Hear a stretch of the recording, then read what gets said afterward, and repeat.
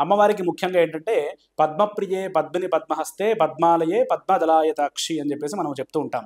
అంటే అమ్మవారికి పద్మాలు అంటే ఇష్టం కాబట్టి పద్మప్రియే పద్మిని పద్మహస్తే, అమ్మవారికి పద్మిని అనే నామం ఉంది. తర్వాత పద్మిని పద్మహస్తే, హస్తంలో పద్మం ధరించి ఉంటుందని.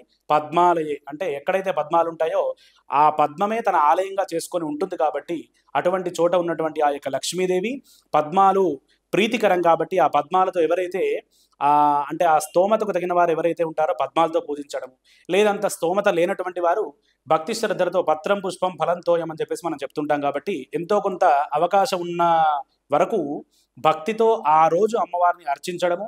తర్వాత ముఖ్యంగా అమ్మవారు మారేడు అంటే బిల్వ చెట్టులో అమ్మవారి నివాసం ఉంటుంది కాబట్టి ఆ బిల్వ దళాలతో అమ్మవారిని అర్చించడం కూడా విశేషమైనటువంటిది. ఈ దీపావళి రోజు కూడా ప్రత్యేకంగా బిల్వ దళాలతో పూజ చేయమని చెప్పేసి కూడా ఉంది శాస్త్రంలో. కాబట్టి బిల్వ దళాలతో అర్చన చేయడము, తులసి దళాలతో అర్చన చేయడము, ఈ విధంగా పద్మాలతో అర్చన చేయడం ద్వారా అమ్మవారి యొక్క అనుగ్రహం ఆ రోజు తప్పకుండా